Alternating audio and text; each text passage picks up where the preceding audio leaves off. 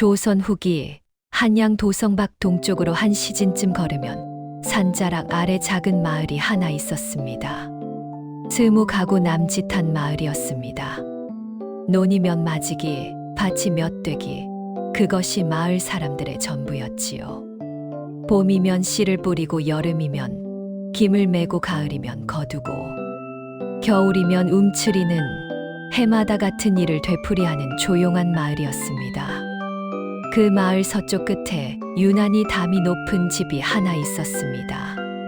담 자체가 대단한 것은 아니었습니다. 돌담 위에 흙을 덧바르고 그 위에 또 돌을 얹은 것이었지요. 처음부터 높았던 것은 아니고 해마다 조금씩 높아진 것이었습니다. 주인이 틈만 나면 돌을 주워다 담 위에 올렸기 때문이었지요. 그 집의 주인이 바로 박춘배였습니다. 나이 45, 중간 키에 마른 편이지만 다부진 체격을 가진 농부였습니다. 얼굴은 햇볕에 그을려 검었고 광대뼈가 약간 튀어나온 각진 얼굴에 깊은 주름이 두어 줄 패여 있었습니다. 눈이 작고 날카로웠으며 입은 늘 꾹 다물려 있어 웃는 얼굴을 보기가 쉽지 않았지요. 낡은 흰 저고리에 갈색 바지, 허리에는 삼배 허리띠를 두르고 집신을 신은 차림이 늘 한결같았습니다. 춘배는 성실한 사람이었습니다. 새벽이면 누구보다 먼저 밭에 나갔고 해가 질 때까지 호미질을 멈추지 않았습니다. 게으른 적이 없었고 술에 빠진 적도 없었습니다. 그런데 이상하게도 형편은 늘 빠듯했습니다. 땅이 좁은 탓도 있었고 흉년이 잦은 탓도 있었지요. 열심히 일해도 겨우 먹고 사는 수준을 넘기지 못하니 마음이 편할 리가 없었습니다. 그래서일까요? 춘배에게는 버릇이 하나 있었습니다. 남의 집을 바라보는 버릇이었습니다. 특히 바로 이웃에 사는 김진수의 집을 자주 바라보았습니다. 김진수는 춘배보다 3살 위인 48배 농부였습니다. 큰 키에 넓은 어깨, 건장한 체격을 가진 사내였지요. 널쩍한 얼굴에 두꺼운 눈썹, 부드럽고 인자한 눈매를 지녔으며 콧수염이 인상적이었습니다. 깨끗한 흰 저고리에 검은 배자를 걸치고 탄건을 쓴 모습이 제법 여유로워 보였지요. 말이 느리고 목소리가 낮은 사람이었습니다. 진수의 집은 춘배의 집과 담 하나를 사이에 두고 있었습니다. 같은 마을에 살았지만 형편은 달랐습니다. 진수는 아버지 대에서 물려받은 땅이 넉넉했고 농사도 잘 되어 곳간에 곡식이 늘 차 있었습니다. 마당에는 닭이 돌아다녔고 뒷마당에는 장독대가 가지런했지요. 부자라 할 만큼 크게 넉넉한 것은 아니었지만 먹고 사는데 걱정이 없는 집이었습니다. 춘배는 밭에서 일하다가도 문득 고개를 들어 진수의 집 쪽을 바라보곤 했습니다. 담 너머로 보이는 진수네 곳간 지붕. 그 지붕 아래에 곡식이 가득하다는 것을 춘배는 알고 있었습니다. 가을이면 진수네 마당에서 타작하는 소리가 들렸고 곡식 자루를 쌓는 소리가 들렸지요. 그 소리를 들을 때마다 춘배의 마음 한쪽이 쓰렸습니다. 저 집은 왜 저리 넉넉할까? 나는 왜 이 모양인가? 입 밖에 내지는 않았지만 속으로 수없이 되는 말이었습니다. 진수가 나쁜 사람은 아니었습니다. 오히려 이웃에게 친절했고 마을 일에도 앞장서는 사람이었지요. 그래서 더 미워할 수도 없었습니다. 미워할 수 없으니 부러움만 커졌고 부러움이 커지니 자기 자신이 초라하게 느껴졌습니다. 춘배의 아내 순이는 남편의 그런 마음을 알고 있었습니다. 순이는 작은 키에 둥근 얼굴, 볼이 붉고 눈꼬리가 올라간 선한 인상의 여인이었습니다. 연한 미색 저고리에 남색 치마, 앞치마를 두르고 늘 손에 무언가를 들고 있었지요. 빨래가 아니면 바느질이었고 바느질이 아니면 부엌일이었습니다. 어느 저녁이었습니다. 춘배가 또 마당에 서서 담 너머를 바라보고 있었습니다. 순이가 뒤에서 조용히 말했습니다. 여보, 남의 집 곳간을 쳐다본다고 우리 곳간이 차는 것은 아니에요. 누가 쳐다봤어. 그냥 서 있었을 뿐이야. 우리에겐 우리 복이 있어요. 아이들 건강하고 지붕 새는 것도 아니잖아요. 춘배는 대꾸하지 않았습니다. 순이의 말이 틀린 것은 아니었습니다. 하지만 맞다고 인정하기에는 마음이 허락하지 않았지요. 자기 복이 무엇인지 세어보는 것보다 남의 복을 세는 것이 훨씬 쉬운 법이니까요. 그날 밤 춘배는 잠자리에 누워서도 오래 뒤척였습니다. 창 밖으로 달빛이 들어왔습니다. 방 안을 은은하게 비추는 그 빛이 담 너머 진순의 지붕 위에도 똑같이 내리고 있을 것이었습니다. 같은 달빛 아래 살면서 왜 이리 형편이 다른 것인지 춘배는 그 생각을 떨칠 수 없었습니다. 마당 한쪽에 높이 쌓아 올린 돌담이 달빛에 비추어 길게 그림자를 드리우고 있었습니다.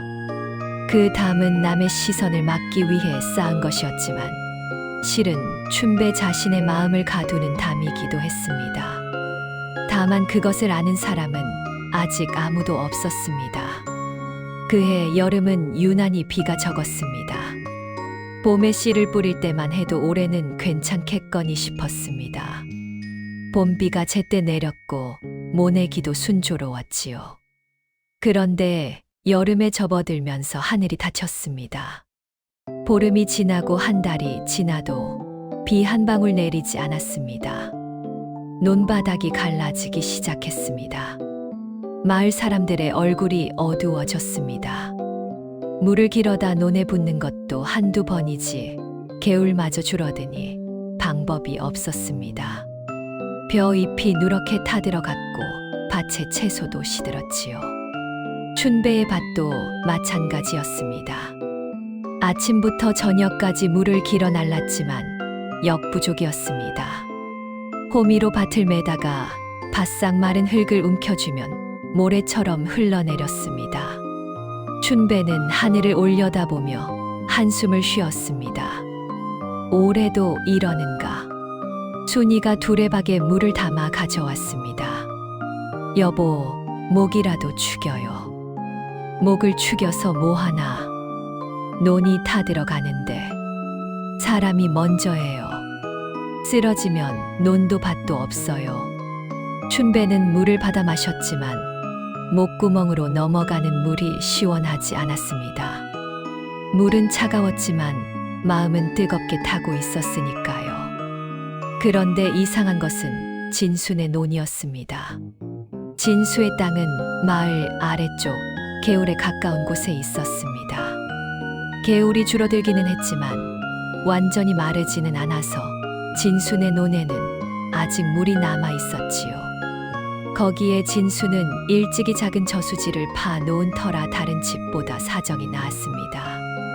춘배는 그것을 알고 있었습니다. 밭에서 일하다가 고개를 들면 아래쪽 진순의 논이 보였습니다. 다른 집 논은 누렇게 변했는데 진순의 논만 푸릇푸릇했습니다. 그 풍경이 춘배의 눈에 가시처럼 박혔습니다.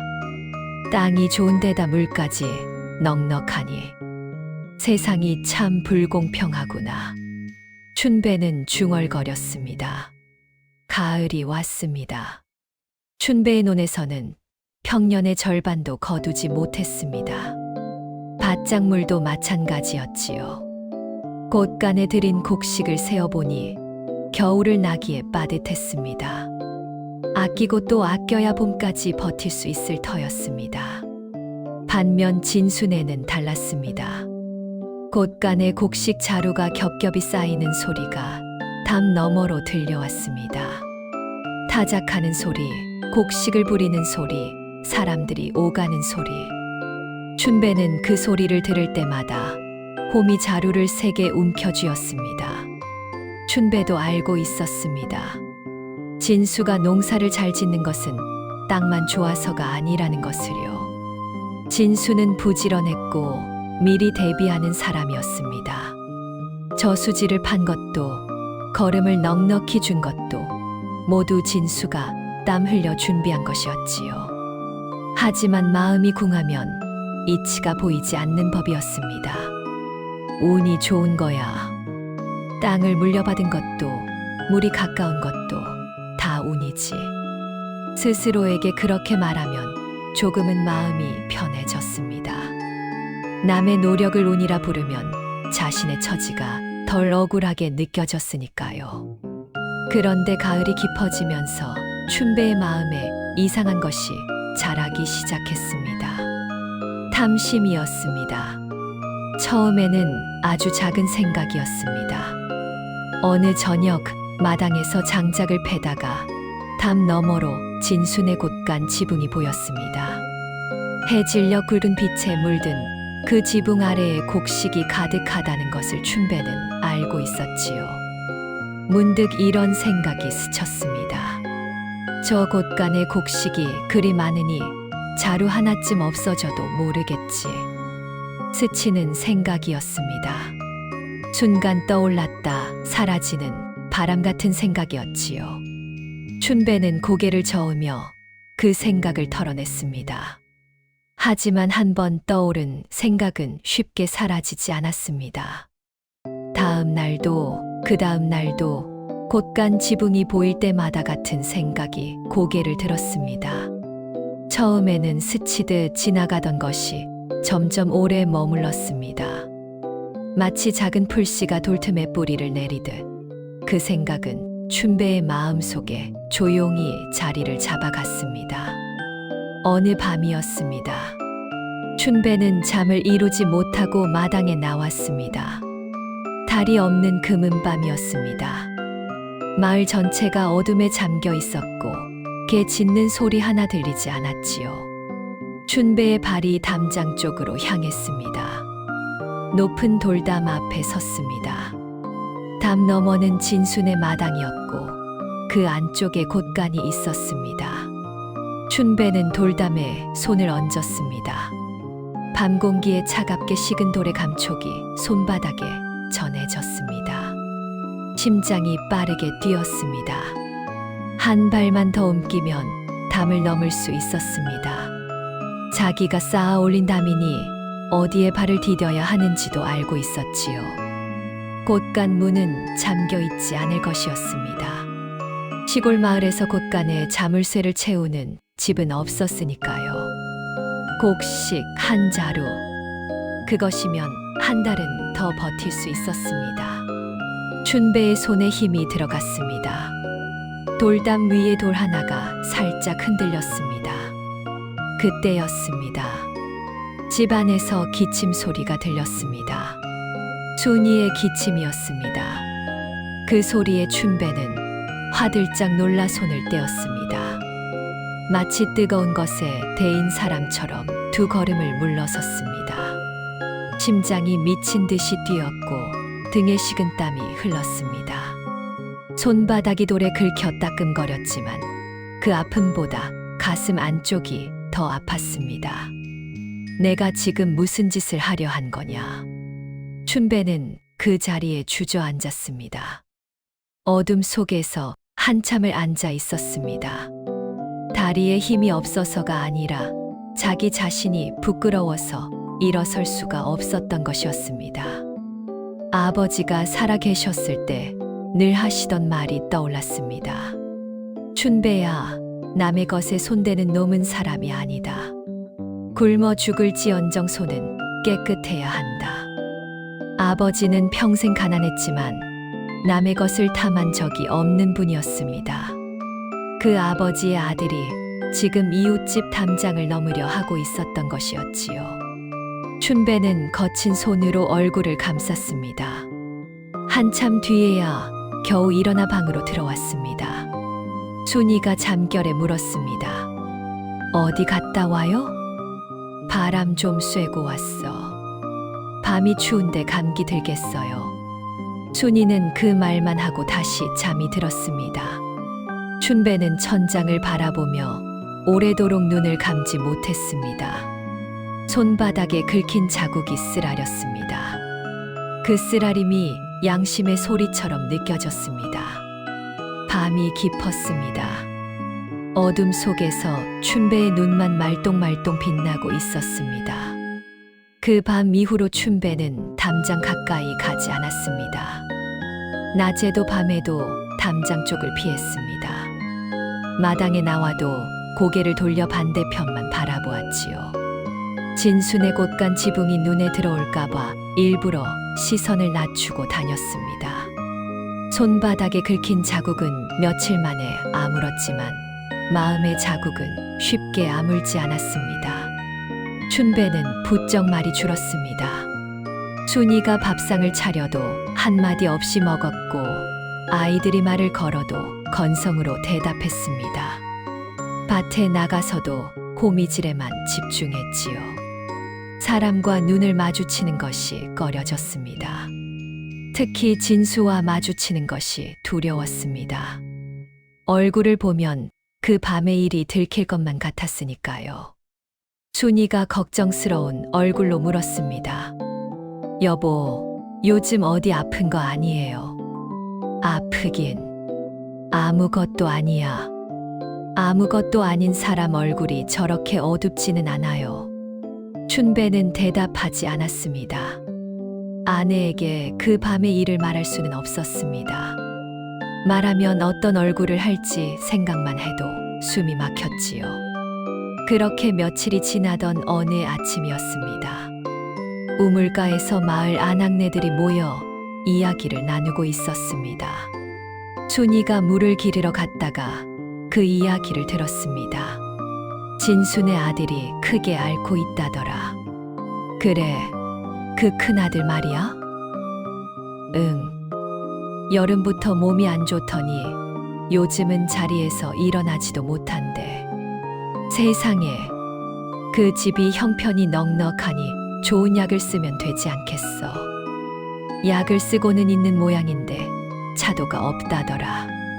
한양에서 의원을 불렀다는 이야기도 있고. 순이는 물동이를 이고 집으로 돌아왔습니다. 마당에서 장작을 패고 있는 춘배에게 조심스럽게 말했습니다. 여보, 진순의 큰아들이 많이 아프대요. 춘배의 손이 멈추었습니다. 뭐라고? 여름부터 알았는데 요즘은 자리보전이라고 해요. 춘배는 도끼를 내려놓고 잠시 멍하니 서 있었습니다. 진수의 큰아들은 올해 20살이었습니다. 키가 크고 부지런한 청년이었지요. 아버지를 닮아 성격이 온순했고 마을 어른들에게 인사를 빠뜨리지 않는 반듯한 아이였습니다. 춘배도 그 아이를 볼 때마다 속으로 생각한 적이 있었습니다. 진수는 아들까지 반듯하니 복도 참 고르게 받았군. 그때도 부러움이었습니다. 하지만 지금 이 소식 앞에서 그 부러움은 힘을 잃었습니다. 춘배는 며칠 동안 그 소식을 곱씹었습니다. 밭에서 일하다가도 문득 생각이 났고 밥을 먹다가도 젓가락이 멈추었습니다. 진순의 곳간의 곡식이 아무리 많아도 아들의 병을 낫게 할 수는 없는 것이었습니다. 돈으로 살 수 없는 것이 있다는 것을 춘배는 머리로는 알고 있었지만 가슴으로 느낀 것은 이번이 처음이었습니다. 며칠 뒤 춘배는 길에서 우연히 진수와 마주쳤습니다. 마을 어귀 느티나무 아래였습니다. 진수가 먼저 다가왔습니다. 평소와 같은 깨끗한 흰 저고리의 검은 배자 차림이었지만 얼굴이 달랐습니다. 부드럽고 인자하던 눈매에 그늘이 져 있었고 볼이 약간 꺼져 보였습니다. 입가에 여유로운 미소도 없었지요. 춘배, 오랜만이구먼. 아, 진수 형. 춘배는 진수의 얼굴을 제대로 쳐다보지 못했습니다. 담장 앞에서의 일이 떠올라서이기도 했고 진수의 달라진 얼굴이 마음을 무겁게 해서이기도 했습니다. 형, 아들이 좀 어떻소? 진수는 잠깐 말이 없다가 천천히 입을 열었습니다. 낫겠지. 젊으니까. 그 한마디에 담긴 무게를 춘배는 느낄 수 있었습니다. 낫겠지라고 말하면서도 확신하지 못하는 아버지의 마음이 목소리에 묻어 있었지요. 진수가 덧붙였습니다. 한양에서 의원을 불렀는데 약값이 만만치 않더라. 곡식이 좀 있으니 팔아서 약을 지어야지. 춘배의 가슴이 뜨끔했습니다. 그 곡식.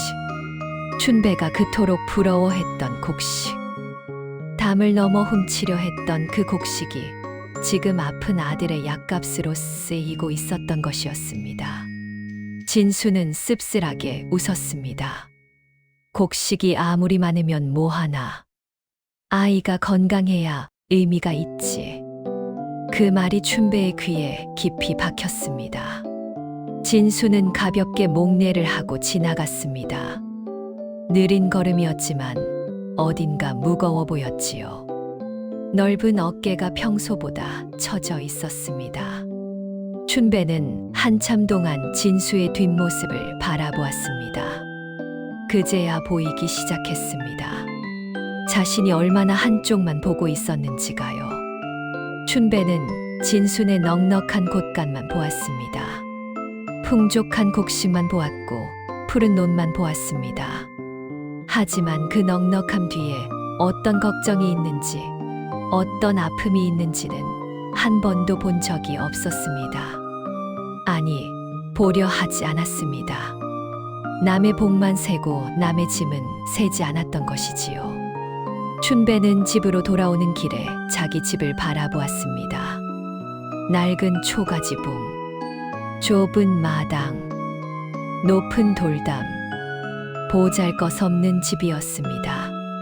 하지만 그 안에는 건강한 아내가 있었고 건강한 아이들이 있었습니다.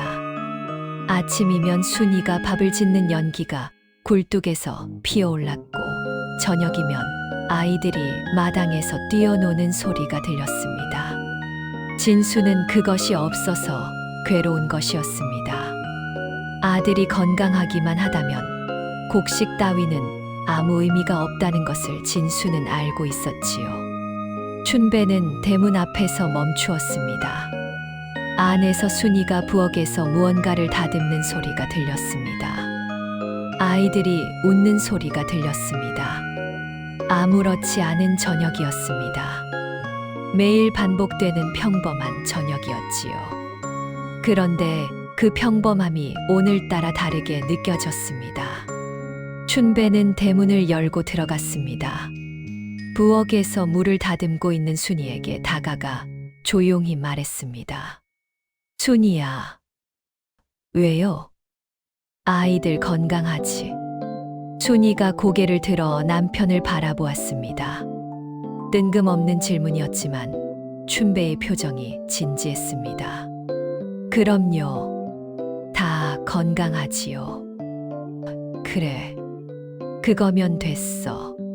순이는 의아한 얼굴이었지만 남편의 표정이 한결 부드러워진 것을 느꼈습니다. 며칠째 어둡기만 하던 얼굴에 처음으로 힘이 풀린 것이었지요.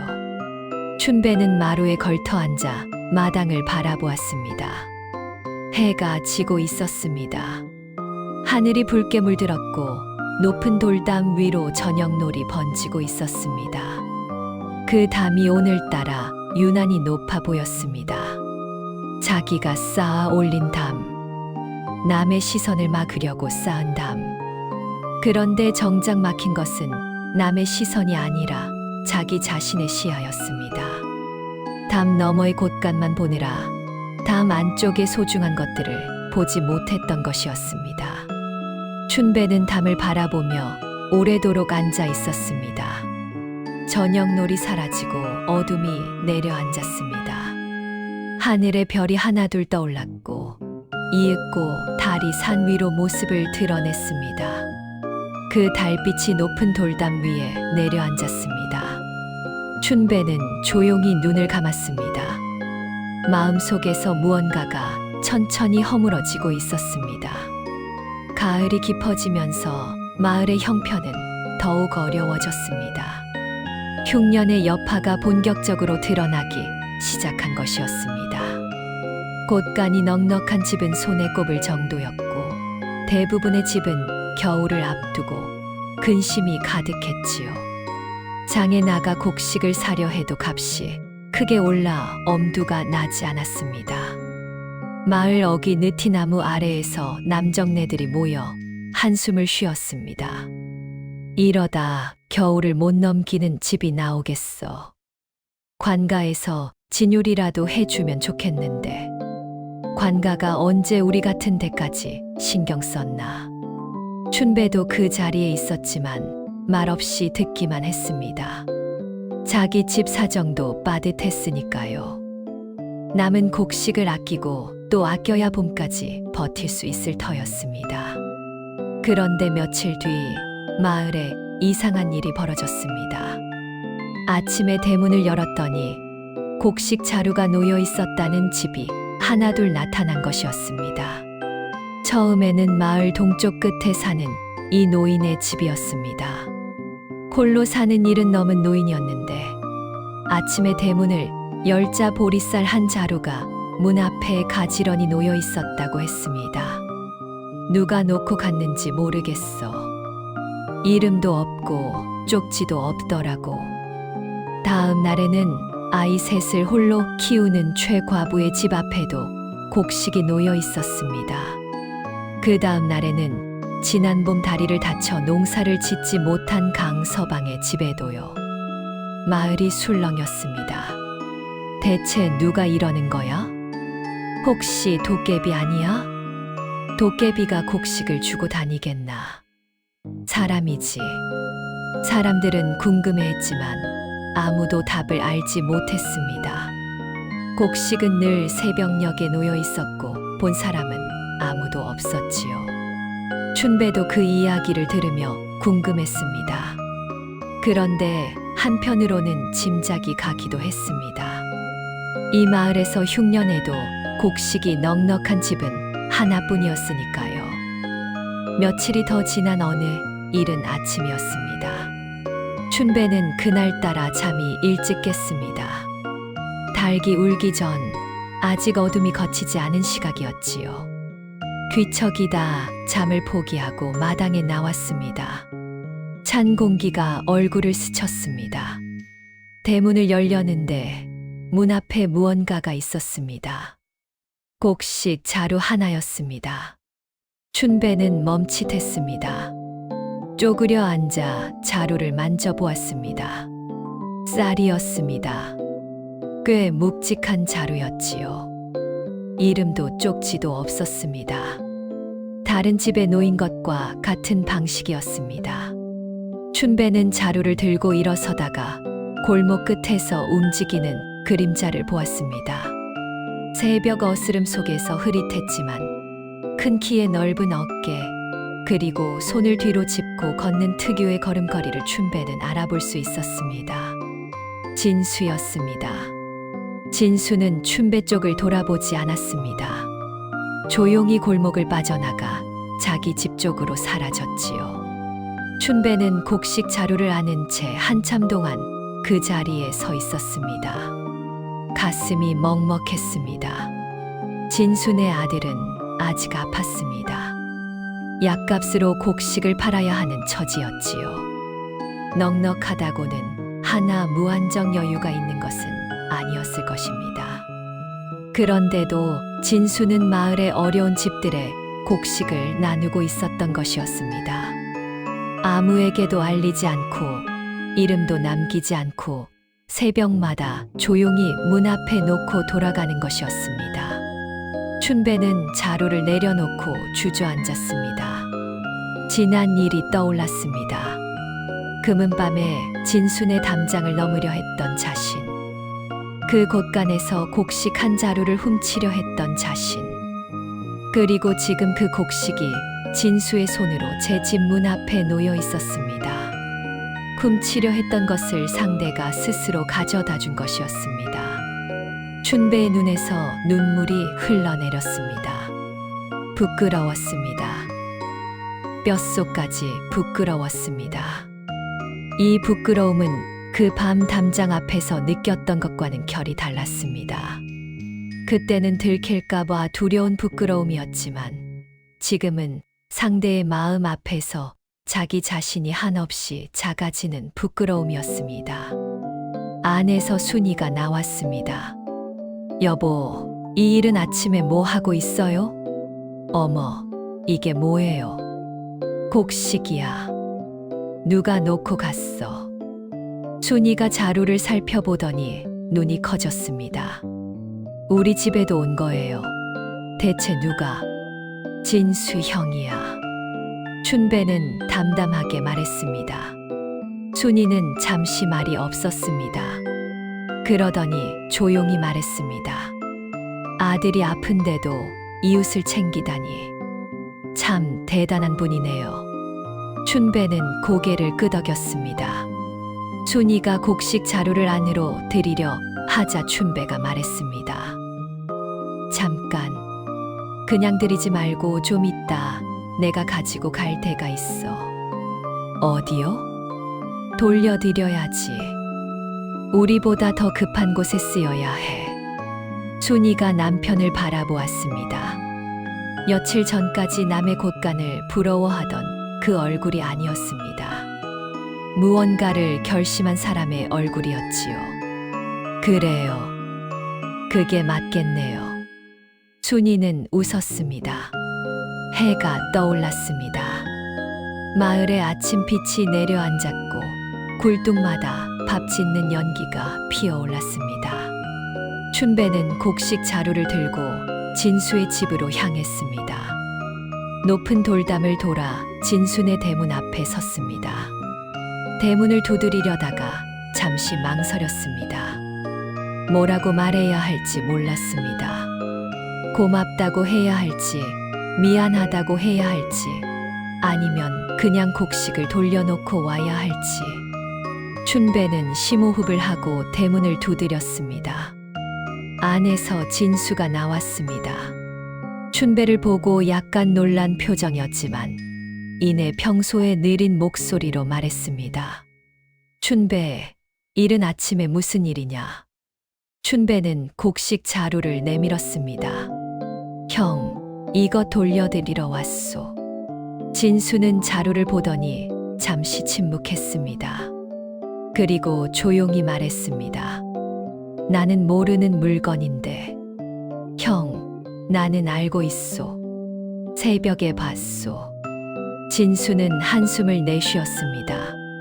들킨 사람의 한숨이 아니라 더 이상 숨기지 않아도 된다는 안도의 한숨이었지요. 그래, 봤구나. 형은 아들 약값도 모자랄 텐데 왜 이러는 거요? 진수는 잠깐 생각하더니 대답했습니다.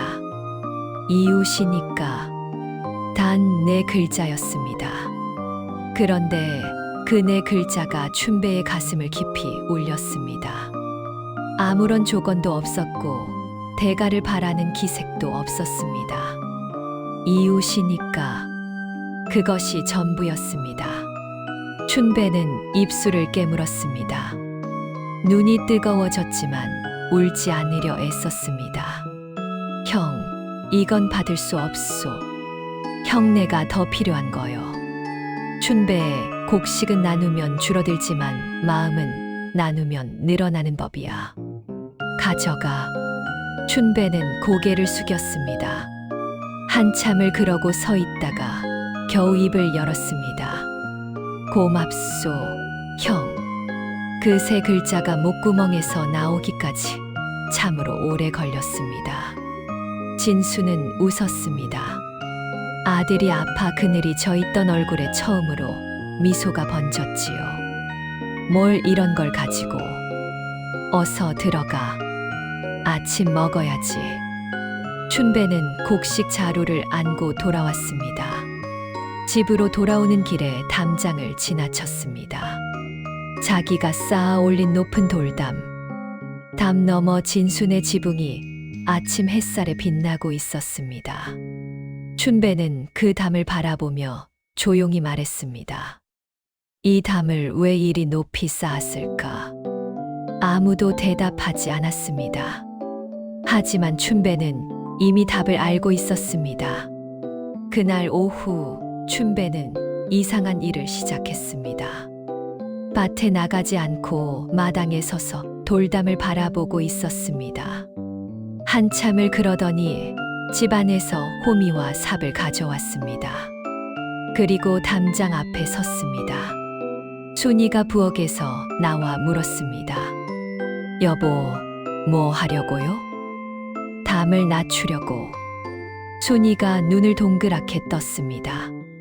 담을요? 왜요? 너무 높아.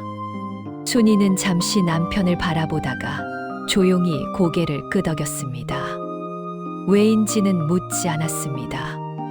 남편의 얼굴을 보면 이유를 알 수 있었으니까요. 춘배는 담 위에 올렸던 돌을 하나씩 내리기 시작했습니다. 쉬운 일은 아니었습니다. 올릴 때는 한 번에 하나씩 가볍게 올렸지만 내리려니 흙이 굳어 잘 떨어지지 않았지요. 호미로 사이에 흙을 파내고 돌을 빼내는 것을 반복했습니다. 손이 거칠어지고 손톱 사이에 흙이 끼었지만 춘배는 멈추지 않았습니다. 해마다 한 켜씩 올린 돌이었습니다. 이웃이 들여다볼까봐, 자기 집의 초라함이 보일까봐, 남의 눈이 닿지 않는 곳에 자기만의 세상을 만들고 싶어서 쌓은 돌이었지요. 한 켜를 내리니 진순의 곳간 지붕이 좀 더 보였습니다.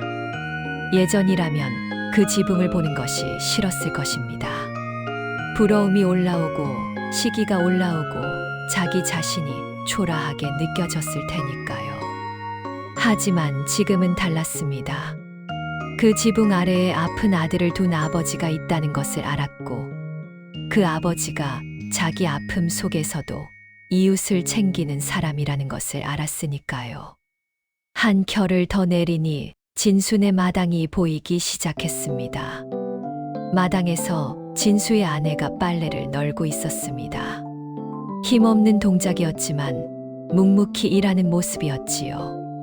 아들이 아픈 집의 일상이 보였습니다. 넉넉한 줄만 알았던 그 집에도 고단함이 있었습니다. 춘배는 돌을 내리면서 생각했습니다. 담을 높이 쌓은 것은 남의 시선을 막기 위해서였다고 스스로 말해왔지만 실은 그렇지 않았습니다. 남을 보지 않기 위해서도 아니었습니다. 오히려 남의 것을 훔쳐보면서도 자기 안의 부러움과 탐심을 들키고 싶지 않아서였지요.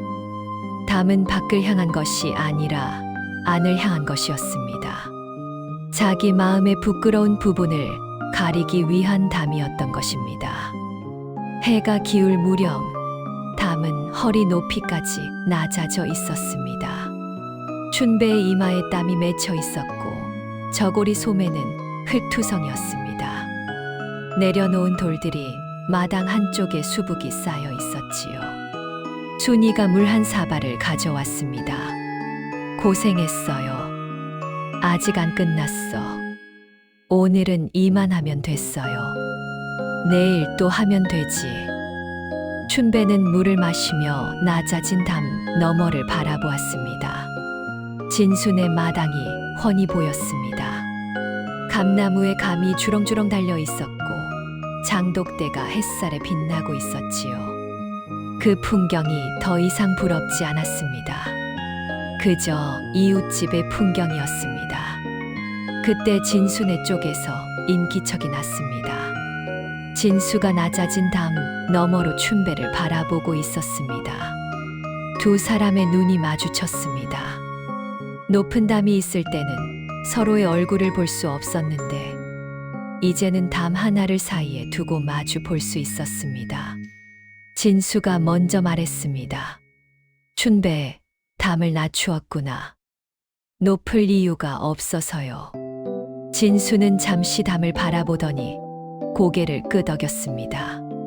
그래, 이게 좋구나. 이제야 내 얼굴이 보이는구먼. 춘배는 씁쓸하게 웃었습니다. 형, 사실 나는 형에게 할 말이 있소. 뭔데? 춘배는 숨을 깊이 들이쉬었습니다. 그동안 형이 부러웠소. 많이 부러웠소. 형네 곳간이 부러웠고, 형네 논이 부러웠고, 형네 살림이 부러웠소. 그래서 늘 비교하고 속으로 시기했소. 진수는 말없이 듣고 있었습니다. 그런데 형 아들이 아프다는 소식을 듣고 깨달았소. 나는 형네 곳간만 보고 형네 아픔은 보지 못했소. 내 눈이 한쪽만 향해 있었던 거요. 춘배의 목소리가 떨렸지만 멈추지 않았습니다. 그리고 형이 새벽마다 이웃에게 곡식을 나눈 것을 알고 더 부끄러웠소. 형은 아들 약값도 모자랄 텐데 이웃을 먼저 챙겼소. 나는 형 것을 부러워하면서 내가 가진 것에는 감사할 줄 몰랐소. 춘배는 고개를 숙였습니다. 미안하오, 형. 진수는 한참 동안 아무 말이 없었습니다. 그러더니 담 너머로 손을 뻗어 춘배의 어깨를 잡았습니다. 춘배, 예, 미안할 것 없다. 누구나 어려우면 마음이 좁아지는 법이야. 중요한 건 그걸 알아차리는 거지. 진수의 목소리는 여전히 느리고 낮았지만 따뜻했습니다. 그리고 우리 아이는 나아지고 있어. 어제 죽을 좀 먹었다. 춘배는 고개를 들었습니다. 정말이요? 그래. 느리지만 좋아지고 있어. 춘배의 얼굴에 진심 어린 기쁨이 번졌습니다. 이웃의 기쁨이 자기 기쁨처럼 느껴진 것은 처음이었습니다. 다행이요, 형. 정말 다행이요. 진수가 웃었습니다. 춘배, 내년 봄에 내 논 옆에 빈 땅이 하나 있다. 같이 일구지 않겠나? 혼자보다 둘이 하면 수확이 날 거야. 춘배는 놀랐습니다. 형, 그건 이웃이니까. 또 그 말이었습니다. 단 네 글자. 하지만 이번에는 춘배도 그 말의 무게를 온전히 느낄 수 있었습니다. 고맙소, 형. 열심히 하겠소. 진수는 고개를 끄덕이며 자기 집 마당으로 돌아갔습니다. 그 뒤로 두 집의 사이는 달라졌습니다. 춘배는 틈이 나면 진수네 일을 도왔습니다. 진수의 아들이 아파 일손이 부족했으니 논에 물을 대는 일이나 장작을 패는 일을 거들었지요. 순이는 진수의 아내에게 반찬을 나누었고 병구 안에 지친 며느리를 대신해 빨래를 해주기도 했습니다. 진수네도 마찬가지였습니다. 곡식이 떨어질 무렵이면 자연스럽게 한 자루가 춘배네 부엌에 놓여 있었고 진수는 농사 경험이 많았으므로 춘배에게 거름 주는 법이나 씨 고르는 법을 알려주었지요. 겨울이 왔습니다. 춘배는 담을 더 낮추지는 않았습니다. 허리 높이만 남겨두었지요. 담이 아예 없으면 서로의 사생활이 불편할 수 있었으니까요. 하지만 그 높이면 충분했습니다. 서로의 얼굴을 볼 수 있고 말을 건넬 수 있는 높이였습니다. 봄이 왔습니다. 진수의 아들이 자리에서 일어났습니다. 겨우내 약을 쓰고 정성을 다한 끝에 기력을 회복한 것이었지요. 마을 사람들이 기뻐했고 진수의 얼굴에 오랜만에 환한 웃음이 돌아왔습니다. 약속대로 춘배와 진수는 함께 밭을 일구었습니다. 진수네 논 옆 빈 땅에 나란히 서서 호미질을 했습니다. 춘배가 땅을 파면 진수가 씨를 뿌렸고 진수가 물을 대면 춘배가 김을 맺지요. 두 사람은 말이 많지 않았지만 일하는 사이사이에 한마디씩 건넸습니다. 올해는 비가 제때 오겠지. 글쎄, 하늘 일은 모르지만 둘이 하니까 무섭지는 않구먼. 어느 날 저녁이었습니다. 춘배는 밭일을 마치고 집으로 돌아오다가 멈추어 섰습니다. 낮아진 담장 너머로 진순의 마당이 보였습니다. 진수의 아들이 마당에 나와 앉아 있었습니다. 아직 얼굴이 창백했지만 봄볕을 쬐며 조용히 웃고 있었지요. 진수가 아들 옆에 앉아 무언가를 말하고 있었고 아들이 고개를 끄덕이며 웃었습니다. 춘배는 그 풍경을 바라보며 미소를 지었습니다. 부럽지 않았습니다. 그저 기뻤습니다. 집 안에서는 순이가 저녁밥을 짓고 있었고 아이들이 마루에서 떠들고 있었습니다. 낮아진 담 너머로 진순의 웃음소리가 들려왔고 담 안쪽에서는 자기 가족의 웃음소리가 들렸습니다. 두 집의 웃음이 담 위에서 만났습니다. 춘배는 마루에 걸터 앉아 하늘을 올려다보았습니다. 해가 지고 있었습니다. 하늘이 붉게 물들었다가 점점 어두워졌고 이윽고 달이 떠올랐습니다. 둥근 보름달이었습니다. 달빛이 마을 위에 고르게 내려앉았습니다. 춘배네 초가지붕 위에도 진순의 기와지붕 위에도 그리고 두 집 사이에 낮게 남은 돌담 위에도 같은 빛이 내렸지요. 춘배는 그 달을 바라보며 조용히 말했습니다. 감사하다는 말을 왜 이제야 배웠을까? 달은 대답하지 않았습니다. 다만 변함없이 환하게 비추고 있을 뿐이었지요. 그 달빛 아래 낮아진 담장이 은빛으로 빛나고 있었습니다. 높았을 때는 그림자만 들이우던 담이 낮아지니 빛을 받았습니다. 담이 낮아진 것은 돌 몇 개를 치운 것에 불과했지만 그 안에 담긴 것은 돌 몇 개보다 훨씬 무거운 것이었습니다. 부러움을 내려놓은 것이었고 탐심을 내려놓은 것이었으며 비로소 감사하는 마음을 올려놓은 것이었습니다. 남의 것을 탐하면 잠시 채워지지만 감사하는 마음은 평생을 채운다 하였습니다. 오늘 밤 달빛 이야기는 여기까지입니다. 편안한 밤 되십시오.